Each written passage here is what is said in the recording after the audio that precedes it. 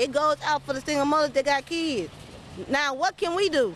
We can't feed our kids, let alone if we do have jobs. Again, what can we do? Because that was helping us. If Democrats continue to hold Americans hostage, there will not be enough funds to provide SNAP benefits for more than 40 million Americans on November 1st. That is next week. The administration would absolutely support that legislation. We hope that it would come over the finish line. But the bill that will get everyone paid and put everyone back to work is the clean continuing resolution. That's what the president and Republicans want to see. What you're seeing is this Democrat, Republican fighting. The people on opposite sides of the end won't come to the table, negotiate, and put people first. That is going to kill our state, that's going to kill our country, and is most importantly going to hurt families and kids. Millions of Americans are at risk of losing critical benefits that help them cover grocery expenses and formula for babies. They don't get paid livable wages, and so their budget is the difference between them being able to pay their rent, being able to pay childcare, car insurance. Gina Platanino is the acting director for the Supplemental Nutrition Assistance Program known as SNAP at the Food Research and Action Center, an advocacy group. Roughly 42 million people rely on SNAP benefits to help pay for food. The U.S. Department of Agriculture says SNAP has about $6 billion in a contingency fund, but November SNAP benefits are expected to total $8 billion. The other federally funded program impacted is WIC, Women, Infant, and Children, which provides financial assistance to more than 6 million pregnant women, new moms, and children up to the age of 5. The rising food costs are squeezing families. Formula is so expensive, and without having access to WIC benefits, folks are going to have to decide what to do in terms of feeding their baby and feeding their family.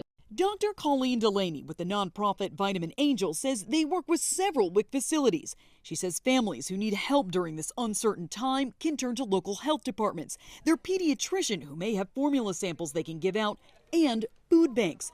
But long lines are already forming at some food banks like this one in Iowa. The charitable food system cannot fill this gap, no matter how hard we try. With November around the corner, there's little sign this shutdown will end anytime soon. For Consumer Watch, I'm Jen Sullivan. Consumer prices for a range of goods rose at their fastest pace of 2025 during September, according to the Consumer Price Index report from the Bureau of Labor Statistics. Inflation ticked up at an annual rate of 3%. Pushing the top line number higher, gas prices, which shot up 4.1% last month.